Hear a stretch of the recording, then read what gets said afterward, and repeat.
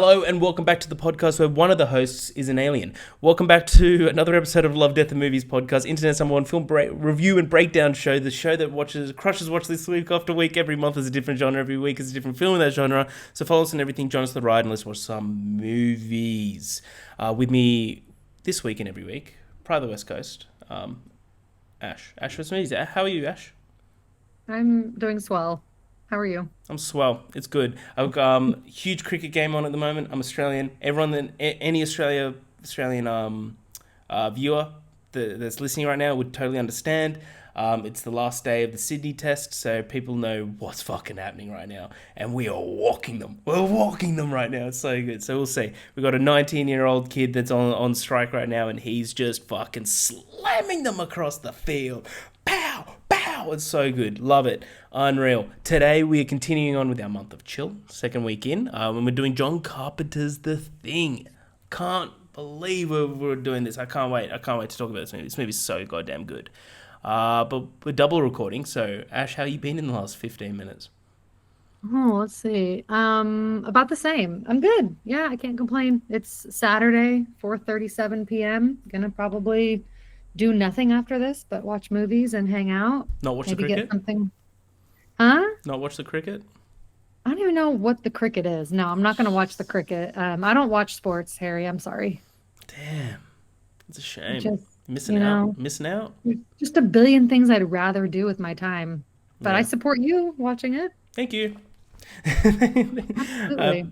Appreciate it. But yeah, nice. Well, Ash, shall we get into John Carpenter's The Thing? So Yeah, quick. I know the last 15 minutes for you have been great watching the cricket game. So that's the only reason I didn't ask, is because I just already knew the answer. Exactly. Let's do it. All right, little synopsis before we get into our little reviews. Made in 1982, directed by John Carpenter, of course, one of the fathers of horror. Man is the warmest place to hide. In the winter of 1982, a 12-man research team at a remote Antarctic research station discovers an alien buried in the snow for over 100,000 years. Soon unfrozen, the form-changing creature wreaks havoc, creates terror, and becomes one of them.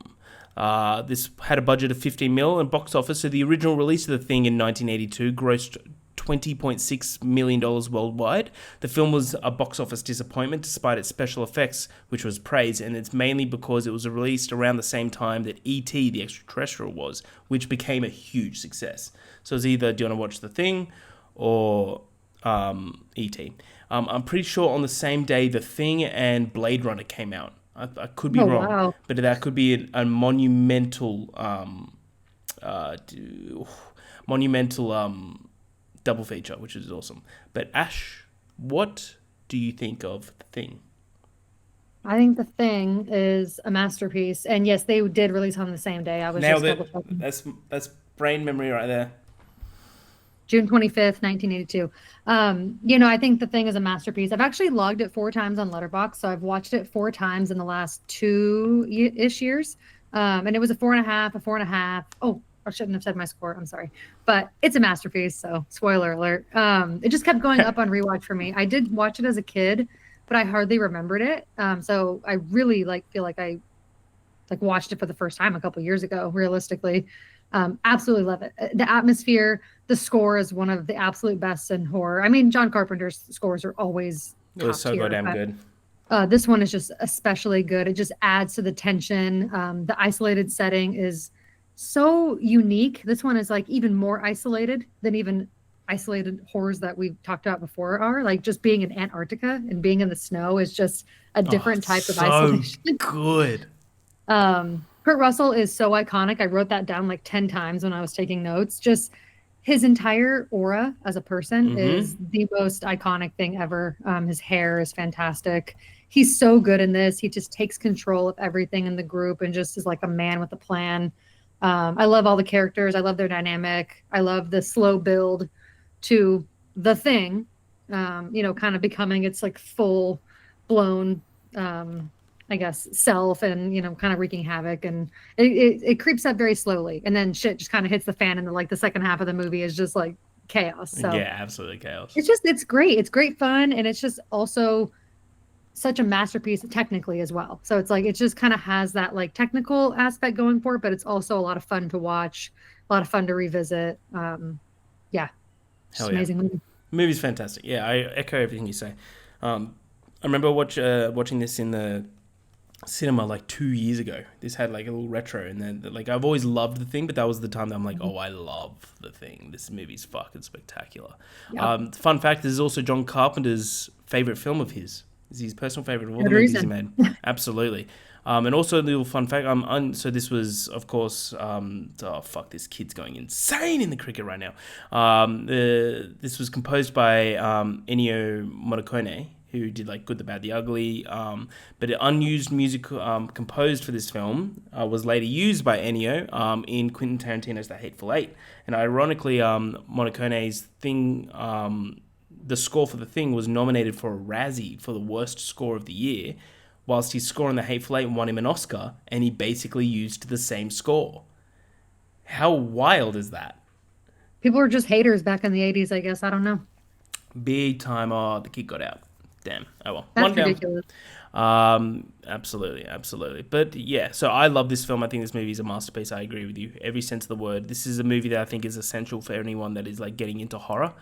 Hmm. I think that the use of practical effects is extraordinary, and there's just so many great one-liners. My favorite one-liner is when it's very like not really a one-liner, but it's when they see after the jump scare of the defibrillator, and then the head comes off and the head starts to crawl away, and they all Hmm. turn around, they see the head crawling away, and the guy just goes, "You gotta be fucking kidding me." And I was like, I've always loved that line. It's And a I was great like, one.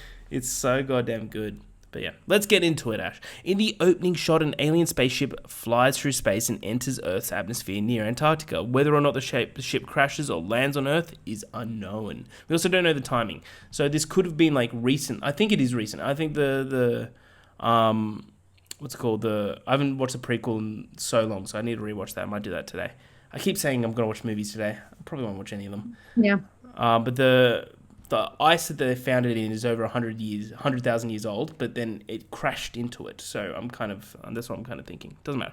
Anyway, in Antarctica during the winter of 1982, a helicopter flies hurriedly after a husky. The man riding next to the pilot shoots a rifle and drops grenades hoping to kill the dog. The dog runs towards an American research base named Outpost 31, where a 12-man research crew is getting ready for the upcoming winter. The helicopter, which they see is from a Norwegian research base, flies in and lands. The Americans watch puzzled as two men emerge from the helicopter, jabbering frantically in their native language. One of them pulls the pin of a grenade but clumsily throws it behind him. As the pilot frantically tries to find it in the snow, it explodes, killing him and taking the helicopter with it. The other man continues shooting his rifle hysterically and talking frantically, but no one can understand what he is saying. And the man shoots Bennings, one of the characters in the film, in his left leg. The camp leader, Gary shoots and kills the gibbering man in defense. Unreal shot from the window, bam, bam. But then you kind of know, looking back at this, you're like, fuck, this is tough, because like he came there being like, yo, this thing's fucked. Like, this thing's a fucking alien. And like, but he Yeah. just couldn't communicate that cross. Puzzled about what the Norwegians why the Norwegians were trying to kill the dog, we get McReady, the played by Kurt Russell, the team's helicopter pilot, and their Doctor Copper. And they go to investigate the Norwegian base. The whole base has been gutted by fire and explosions, as there are holes in several of the walls and in the interior of the complex. There's also a fire axe stuck into one of the walls. Everyone's dead. One of them had barricaded himself in the radio room and is sitting there frozen in his chair, and his wrists and throat are slit in apparent suicide or unaliving. Mac and Copper, could be Cooper. Is it Cooper or Copper? Do you remember? I think it's Cooper. All right, Cooper. Sorry, I just wrote it incorrectly. Cooper explore further, finding a large and empty block of ice. Outside in the snow, along with one or two burned human bodies, Mac and Cooper find the burned and frozen corpse of a twisted creature, not man but not beast either. They bring it back to their own base because that's a great idea. And an autopsy performed by biologist Blair reveals that nothing more than a normal set of internal organs, despite being deformed and distorted, having a deformed and distorted exterior. So I'll do this one more part. That night, the new stray husky is locked in a kennel with the team's sled dogs. The other dogs soon react with fear with the new addition, growling and snarling towards it. The new dog suddenly transforms into a really hideous creature with tentacles and crab legs and starts attacking the other dogs. The incident is discovered by the dog handler Clark, who's a really weird, sick little freak. You kind of get that vibe from him, who watches horrified. Mac hears the sounds of the thing's unworldly groan and the cries of the other dog, and he immediately responds by sounding the fire alarm, waking the entire camp, who converge on the kennel where they see the hideous dog-like creature seemingly consuming the other sled dogs. Part of the creature, though, separates from the rest and pulls itself up into the ceiling, so that it's living after this. After shooting at the beast with guns, the thing is burned with a flamethrower. So fun fact here, the film is considered a benchmark in special effects makeup. The effects were created by Rob Botton, who was only 22 when he started this project. Wow. So I'll stop there. Anything to kind of add there, Ash? First, I apologize. It is Dr. Copper. I was thought so. Incorrect. So I just wanted to give you that so you didn't think you were wrong the whole time. Nice.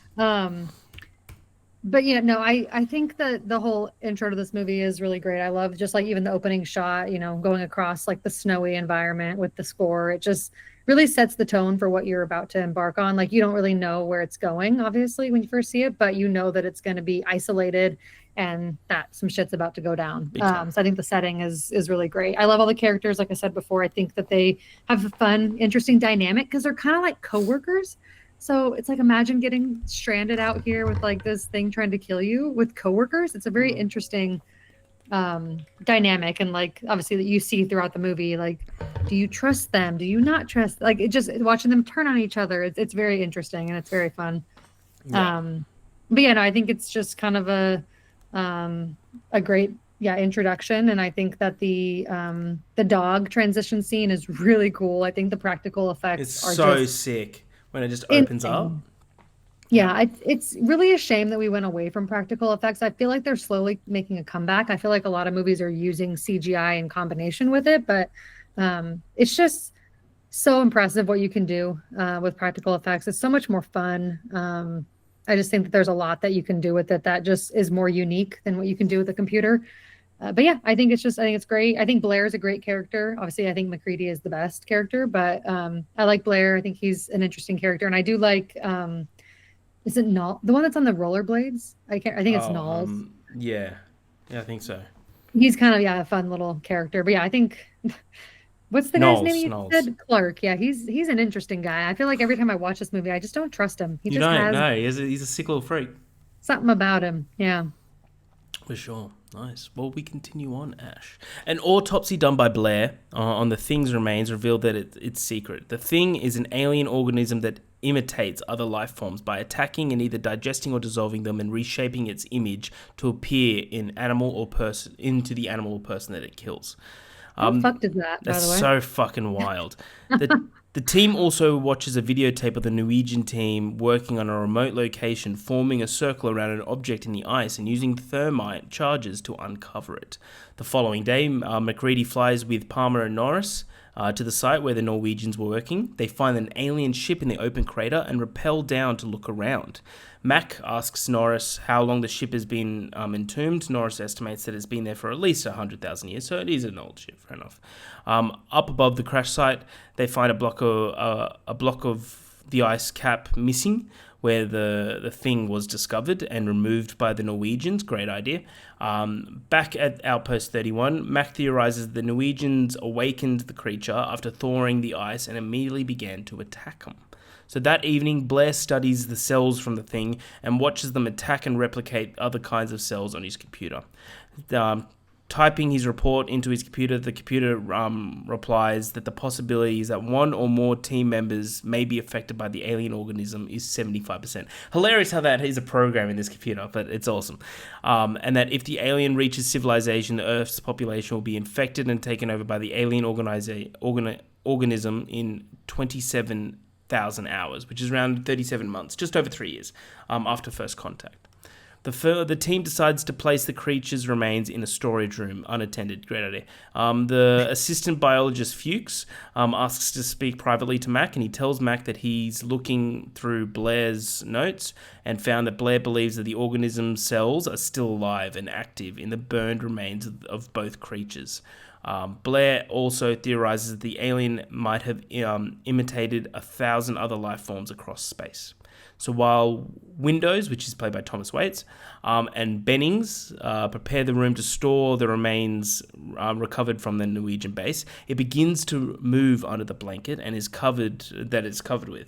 Windows returns to the room to find Bennings being attacked, wrapped in tentacles. Windows gets the other team members, but Bennings has escaped through the storage room window. They find him in the snow. His transformation by the alien nearly complete, except for his hands, which are hideously large and grotesque shapes. It really reminded me of District 9. So Mac and the team incinerate him alive, and then burn the remainder of the two other creatures along with him. Realizing that something like this could have taken over the world if it got out, Blair seemingly loses his mind, killing the surviving sled dogs, destroying the helicopter and the communications equipment, injuring Windows in the process, trapping the crew without hope of rescue. The others see him as a threat, subdue him, and lock him in a camp's tool shed and sedate him. So anything kind of add here, Ash, before we move along? No, I mean, I think there's a lot of good moments here. I think a lot of it is, the group dynamic shifting, trust being compromised, them just trying to kind of figure it out. Like, you have a lot of 12 people is a lot of people to try to tackle what this all means all together. You know what I mean? It's almost like too many hands in the pot kind of thing. So I think that's what makes for an interesting, film and dynamic, is kind of just like so many different brains, different, roles within the research as well, different strengths and weaknesses, and just kind of watching them all figure it out and kind of how they navigate that. I just find it to be really fascinating, especially in an isolation situation. It kind of reminds me of Alien, but like double the amount of people, like it's kind of that same vibe, I guess, but just even more bodies, which is, an interesting addition. So I think it's all really great. I think the scene where Blair's kind of losing his mind is really great. And then them taking him out to the shed and kind of making him be by himself. You don't even know as an audience member, who you can kind of trust along the way, which is kind of fun. You're learning as the characters are learning, who you can trust, who's actually been turned, who's not. So there's just a lot of fun to be had. And the practical effects along the way are just so iconic, so fantastic. My favorite one is coming up, which is the later one. But there's some great ones throughout. For sure. I think especially after you see the computer, is like 75% chance that someone else is it's already infected someone else. It just, the theme of paranoia in this game. Yeah. Instantly you're like, you don't know who you're talking to. You don't know who you're watching. Yes. Which I think's fucking awesome. And that's really what makes this movie such a classic for me. It's just even watching it again and again, you just really you're like, oh, everyone could be the thing. You don't know. Even at the end, the last shot, you're like, you don't know. And the concept is quite it's tricky. Yeah. You just, it's kind of the concept is so fascinating, and you wouldn't be able to tell necessarily just looking at someone. So that's why it's so easy to be paranoid, is because it's different than something like Alien, where the threat is like this other creature. Yeah. So that in that sense, you can kind of see it or look for it, where in something like this, the paranoia is going to get a lot more intense when you don't really know what you're looking for. Big time. So the next morning, fear and paranoia circulates around the camp as no one knows who may be the thing and who isn't. Doc Copper, there we go, suggests that he develop a blood serum test to see who might have infected blood. Cooper finds the blood bags in the lab, have been slashed open, making the contents absolutely useless. Copper believes that someone deliberately destroyed the blood to prevent the test from happening, of course. Gary and Copper become the suspects because of their access to the blood storage, while Clark is regarded with suspicion because he's a sickle freak and because he has his proximity with the initial dog. The imitation dog is what they call it. All three are quarantined, but McCready, who takes over as the de facto leader of the group, finds out who may be the thing. Leader of the group to find out who may be the thing. Sorry, that's his job, to find them out. When a whiteout storm, which is an Arctic storm resembling like a white hurricane, hits the camp and the outside temperature drops severely, they are forced to hunker down, all of them continually being paranoid and distrustful of one another. Mac talks to Fuchs, who only has a few weak theories from Blair's notes. Fuchs recommends that everyone prepares their own meals and eats only from cans. The following evening, Fuchs, trying to do his research on how the thing can reproduce and multiply, is Wayland. Sorry, I'm getting missed. Is Wayland when one of the unseen infected persons disables the power to the entire lab. In going after it, Fuchs is killed off camera, and his charred body is found outside in the snow a few hours later by Mac, Knowles, and Windows. Either the thing burned Fuchs to death, or Fuchs burned himself in a suicide to prevent him from being taken over. Mac tells Windows to return to the main building whilst he goes with Knowles to the shack to investigate. And he's like, "Why do we have to go to the shack?" He goes, "Because I left my light on 2 days ago." And he looks up and the lights... I turned my light off 2 days ago and the light's on. I think that's awesome. Yeah. When he left 2 days before, he turned the lights off and they're back on. Yeah, that's what I should have just read on one more sentence. Sometime later, Knowles returns to the camp, nearly collapsing because of the cold. He tells the others that he found ragged and dirty clothes with Mac's name on it in the oil furnace near McReady's shack. As they're struggling back to the main compound, Knowles cuts Mac's safety line and made a break for it. Mac is locked outside and breaks the window in the storage room to enter. He arms himself with a small bundle of dynamite and threatens to blow himself up and the rest of them up if they don't back away. When Childs, played by Keith David, and the others rebel against McReady and to express his suspicion that he may be the thing, Norris collapses when he appears to have a heart attack. When Dr. Copper tries to revive him with the defibrillator paddles, Norris's chest suddenly opens up with a monstrous mouth and bites off Copper's arms. McReady uses a flamethrower to destroy the Norris thing, leaving only its head, which detaches, sprouts spider-like legs, and tries to crawl away before it gets destroyed as well. He's like, "You gotta be fucking kidding me." At this point, McReady leads the others in a test to determine who is infected. This is my favorite scene. This is so tense. Who is infected? He suggests that everyone give a blood sample, and then those blood samples will be poked with hot wire. The theory is that each part of the thing will try and survive independently, and therefore the blood would transform itself to defend itself. Which is a pretty good theory. Clark makes an attempt on McReady's life with a scalpel. He is shot and killed by McReady. Everyone is tied up, including the dead Clark and Copper, while the test is performed. Windows is the first to be tested, and he turns out to be human. Lol. McReady's arms him with another flamethrower to torch anyone who might be the thing. As McReady continues the test, testing the dead bodies of Clark and Copper, whom are not infected, he openly accuses Gary being a duplicate, but instead finds out that Palmer is a thing clone. That's so good. Palmer transforms McReady's flamethrower misfires, and Windows hesitates to kill the Palmer thing. The Palmer thing's entire head explodes, turns into a giant mouth, biting Windows' head. McReady manages to get his flamethrower working and set the Palmer thing on fire, which crashes through the wall to die in the snow, which McReady then blows up with a stick of dynamite. McReady is then forced to torch Windows with the other flamethrower since he's now infected and the thing is transforming into his body. So, Ash, anything to kind of add there in those kind of scenes? There's a lot there. Yeah, so much happened. Yeah, and I mean, I think that there's first of all some really great shots in this section because this Oh is when yeah. you start to get a lot more fire mixing with the snow, and Oh, just the so good. The combination of lighting's unreal. the fire and ice, combo. It's great. There's a shot of the three of them when they're outside after they are looking for like the burned up body, and they have like the flare light, and there's just like this red mixed with this blue in the white snow. This shot, oh my god, it's just perfect. Yeah, the movie just looks great throughout the whole thing, and it's fucking freezing. You can just tell how cold it is.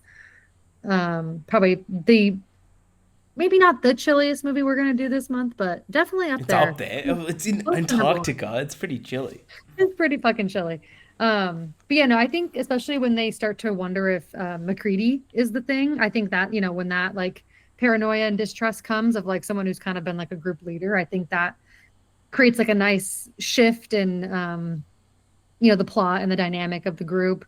I think the scene you're talking about where they test the blood is one of my favorites as well. I think it's So good. It's really so tense. tense, really well done, really interesting too. Just even like the way they do it and the way they put like the burned little end and see how it reacts. I don't know. It's all just it's very cool.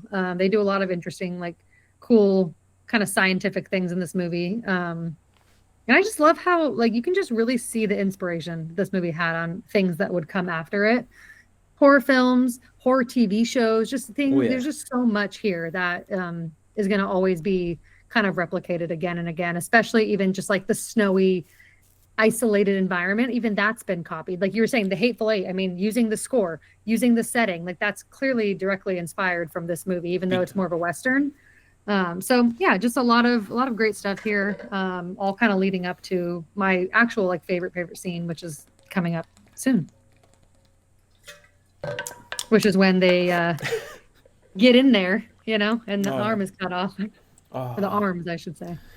I think I got that written down. Surely. Wait. I think I've found it. Cool. Let's find out if I got this written down. McCready and the three remaining survivors, Childs, Gary, and Knowles, are revealed to not be infected. While ordering Childs to stay behind to watch the camp, McCready, just one guy to watch the camp, doesn't matter. McCready, Gary, and Knowles go back to check on Blair to give the blood test and discover the shed empty. Blair has escaped through the floor and was secretly building a small spacecraft in the tunnels under the camp. Reading that is hilarious. Oh, we got to wick it down. Blair's a great character. That's out. They're confused when they see Childs running off into the snow, but at the moment the compound's power suddenly turns off. It is then they realize that Blair is the last thing creature, and it wants to freeze into hibernation until the rescue team finds it, since it has no way out. Finally, realizing how pervasive the infection is, and that there is little chances for survival, it is proposed that they blow up the base to prevent the thing from freezing again. McCready, Knowles, and Gary begin setting fire to the complex with Molotov cocktails. In venturing down into the basement of the camp near to set TNT charges, Gary is killed by the infected Blair.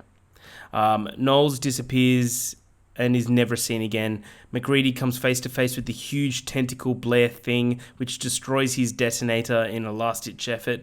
McCready throws a lighted stick of dynamite at it. Both the thing and the rest of the compound explode, but McCready survives because he has the hair. He stumbles to the ruined shack to find Childs there, who claims he'd seen Blair and had gotten lost in the storm running after him. Neither of them know whether the other is the thing, and they both sit there ready opposite facing one another, ready to kill one another at the first sign. McCready is definitely not the thing, but there is still a strong possibility that Childs might have been taken over when wandering off. They both take swigs from a bottle of whiskey. The camera shows a wide shot of the camp in flames. Both men, exhausted and wary of each other, sit among the burning wreckage, waiting for the flames to go out and the winter weather to consume them. On that dark note, along with a wiry laugh from McCready, the thing comes to a close. That is John Carpenter's The Thing. Ash, anything to add for this last part? Amazing. Yeah, I don't know that you like fully touched on it, but yeah, basically like my favorite scene is when Copper is still alive, I think, and they're like looking to open up like the stomach, and they don't like obviously know that it's like fully alive, but it like cuts off both of his hands, and then like the main like thing Oh yeah. head starts going up. It's that to me is the most iconic. Like when I think of this movie, that's the like practical effects scene that I think of. I think it's probably the one that like has been inspired from the most. Just so good.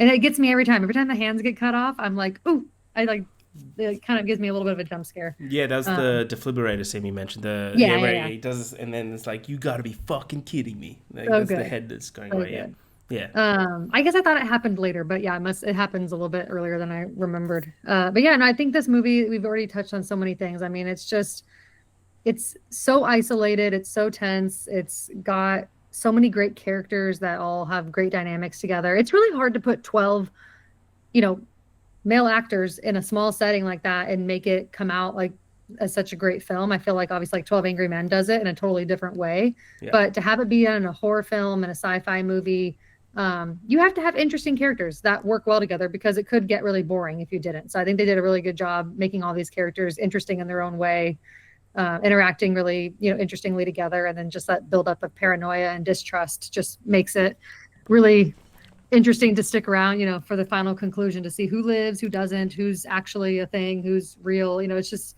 there's just so much to absorb here. So I don't think there's much not to love in this movie. I just think that it's perfect. I give it 5 stars. It took me a couple watches to get there, but yeah, it's definitely a 5-star film. It's definitely like a favorite for me now. I've added it to like my favorite movies of all time list. Kurt Russell's an icon. He can do no wrong, in my opinion. And he makes this movie, I think, kind of hit that masterpiece level. I don't think it would be quite the same without him. But when you add him mixed with John Carpenter, that great score, the setting, everything, it just makes a perfect movie. Absolutely. Absolutely. Yeah, I agree with absolutely everything you said. I think this movie is perfect. It's a really original the story. I love an Mhm. isolated setting. The sense of paranoia is kind of like an entire character in itself. Yeah. And the character design or the creature design of this fucking thing, how it continually changes, it's like it's stuff of nightmares, which is awesome. See, Mhm. I also give the thing 5 out of 5. I think it's brilliant. So that is the thing. Next week we are watching The Hateful Eight. Hell yeah. Funny enough. Yeah, absolutely. Can't wait for that. That'll be good fun. So we got The Hateful Eight, and then we got one more, Fargo, to finish off the month, which will be good fun. Which I can't wait. So please, for next week, please watch Quentin Tarantino's The Hateful Eight, which we can't wait for. But until then, we're going into a fun little section. So this is still the start of the year, of course. It is January. We got a comment. Ash, do you have the commenter's name? I just want to credit. Yeah, I'm pulling it up right now. It was from Gurpreet. Nice, great. They asked us to give out the like our top 10 first watches of 2024. So not 2024 releases, but first watches of like older films that we really loved. I've got mine ranked. Do you have yours ranked by any chance? Hmm. Okay, cool. So do you want to do like 10, 10, 9, 9, 9, 8, 8, 8, 8? Yeah, sure. Cool. So ladies first. What's your All right. top 10 first watches of 2024? So funny enough, so many of mine were actually at the beginning of the year, at least, were actually movies from 2023 that I had missed. That's funny. So you're going to see quite a few of those. So Nice. number 10, I have Poor Things. I did Nice. not get to watch it until 2023, like really early. It was like January, I think. Absolutely love it. We've talked about this movie time and time again last year, but just so iconic, so good. I can't wait to rewatch it again. I absolutely love it. Hell yeah, that's a great one. I love that. Oh man, you know my love of that movie. Oh yeah, and 4.5 stars. So my 8, 9, and 10 are 4.5 stars, and actually my 1 through 7 are all 5-star films. So Ooh, okay. I don't have my that's stars, okay. but so my number 10 is a movie that like I'd never seen, but I'd always just wanted to see, and I keep seeing clips of it on TikTok, which I really love. Is A Bronx Tale, which is directed by De Oh, Niro. okay. I really love this film. It's just a really good mobster movie, but it's like very like singled on a specific person of like his Nice. whole life, which I think is really awesome. I just think it's really goddamn well done. And there's a towards the spoilers, towards the end of the film, like Joe Pesci just turns up for like a little cameo, and I was Of like, course. holy shit, Pesci's in this. And I was like, oh, I thought it was awesome. So yeah, Bronx Tale, I thoroughly enjoyed. Awesome. No, I've never seen it. I'll have to add that to the list. Cool. Well, my number nine is a movie I don't believe you've seen, The Young Girls of Rochefort. So shout out to Marta for this recommendation. I did an episode with her on her podcast on Jacques Demy.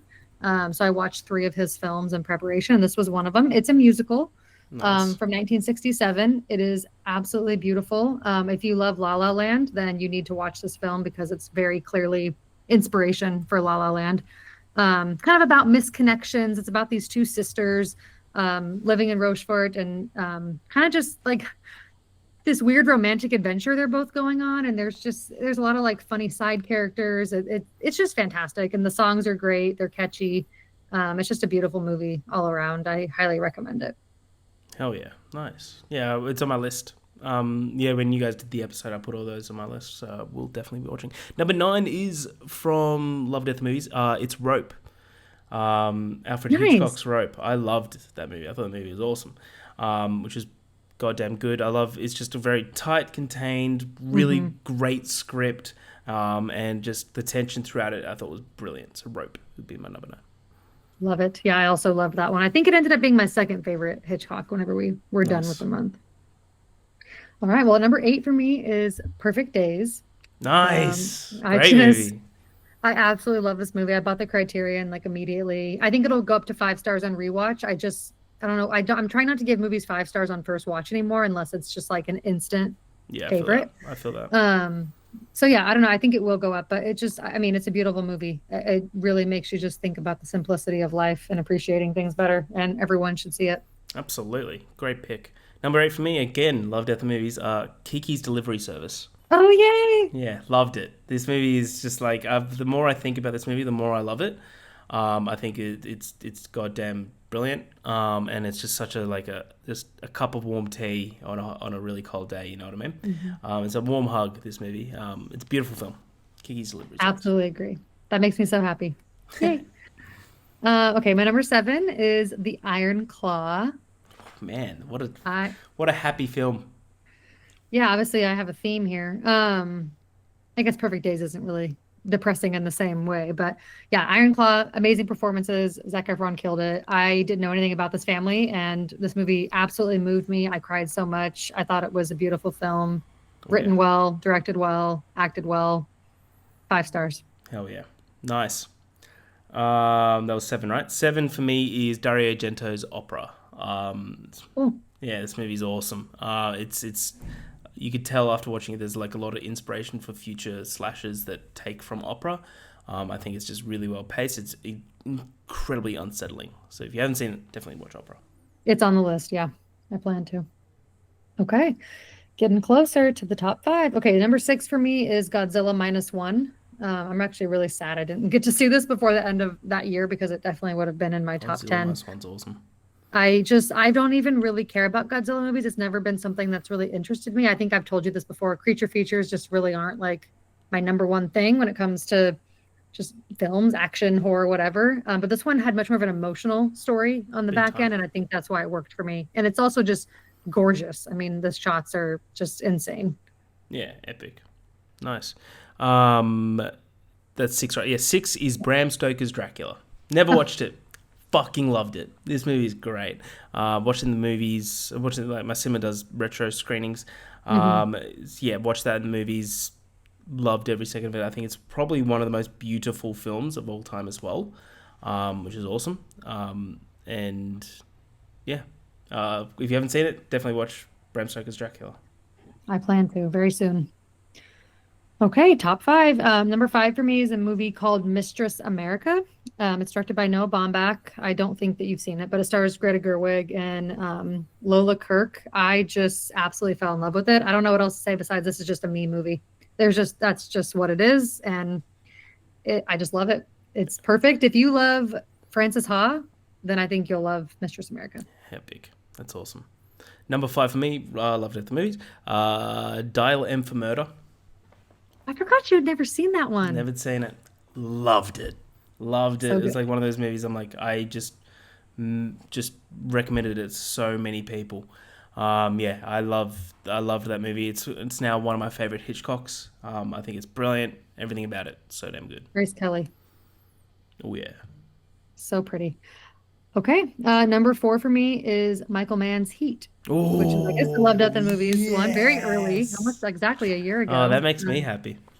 Absolutely love it. I mean, what else? I mean, what hasn't been said about this movie? It's a perfect crime heist movie. Great cast. Love it. Love that. Nice. Number four is I think it's Joel Schumacher's The Lost Boys. Really? I'd never seen The Lost Oh, that makes me Boys. so happy that you I love it that much. fucking love The Lost You gotta watch Boys. that tonight. Yeah, it's we got a lot of movies to watch I tonight. know. I'll be up Uh, till like 2 in the morning. I adored this film. I thought this movie was fucking awesome. It's a lot of fun. It's just great. It's so damn good. Lost Boys. Love it. That's shot in Santa Cruz, which is not too far from me. I've frequented there quite a bit over the years. Just so great. Awesome. Okay, number three is a movie that I know will just be a forever favorite for me, and that's Amelie. I finally got to watch this after many years of, I don't know why I never got around to it, but just I love it. I love the aesthetic. I love the main character. She is so relatable. She's adorable. The whole story is fantastic. Yeah, 5 stars. Easy. Beautiful. Number three, it's a movie that's always it's been on my watch list for a while, and another retro screening at my movie theater. A lot of these are that. I was like, fuck yeah, I should tick that off and just Mhm. walk up on a Sunday and just go watch Amadeus. Oh yeah, I still need to watch that one. I've heard so many good things. Loved everything about this movie. This movie's spectacular. I love Amadeus. This movie's I think it's like 3 hours, maybe it's even more. I don't even know, but I just completely got taken from this film. Love Amadeus. I actually had a friend who went and saw it in San Francisco, and she did it with the live orchestra. Oh So god, she to saw the do movie that. with the live orchestra, and I'm like, that sounds like the way to do it. That would be really It cool. does sound that sounds awesome. Awesome. Number Amadeus. two for me is Loved at the Movies from the month of Sweat. Do the Right Thing. Nice. I Didn't know that absolutely was love this I didn't know movie. that was your first watch. Wow. Yeah, first time, and I mean, I will watch the movie again and again. I bought the Criterion for that one as well, actually.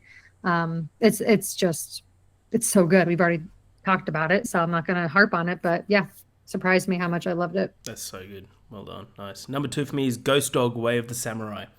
Forrest Whitaker, What is this? unreal. Trust me, watch it. It's like a homeless hitman. It's so What? good. So I was looking at Seth's letterboxd one day, and he reviewed it and gave it 5, and I was like, holy shit! All right. So I then I was like, I don't know. I'll go through my like local DVD shop, and they had it on 4K. I was like, oh fuck, I'm buying this. I'm watching this. It's fucking awesome. Ghost Dog: Way of the Samurai. Anyone that's watched it, like, it's Oh, instantly become like up there, like top 50 movies of all time for me. I like, it's on my watch list already. I must have added it at some point. yeah, Ghost Dog: Way of the Samurai. It's so damn good. Okay, I like Forrest Whitaker, so I'll definitely He's great in check that this. out. He's great. All right, number one. I've already watched it 3 times this year. Almost Famous by Almost Cameron Crowe. famous. Fuck yeah. Having its 25-year anniversary this year. It's a perfect movie. It's a meme movie. It's a vibe movie. It's a music movie. I mean, it's yeah. No one's really surprised to see that I gave this 5 stars Not and at loved it. all. Not at all. Nice. Well, my number one is sorry, the cinema as well. You had Perfect Days. My favorite Wim Wenders film is Paris, Texas. Yes, Texas. This movie encapsulated me. This movie is everything. I love this movie. I've seen it, and then I just can't stop thinking about it. So I can't wait to watch it again. It's been shown at the Opera House, Sydney Opera House, in like a couple of months. So I'll be going to that for sure, which I can't wait for. But yeah, everything about Paris, Texas is unreal. Loved it. I can't wait to watch it. Yeah, I've heard good things. Yeah. So that is my top 10. That's your top 10. Yeah, that was a great idea. Thank you, Gurpreet. Yeah. Awesome. Well, until next time, please watch Hateful Eight. So we can continue our month of chill. But yeah, until next time, I'm Harry. That's Ash. Love Death Movies. We'll see you in the movies.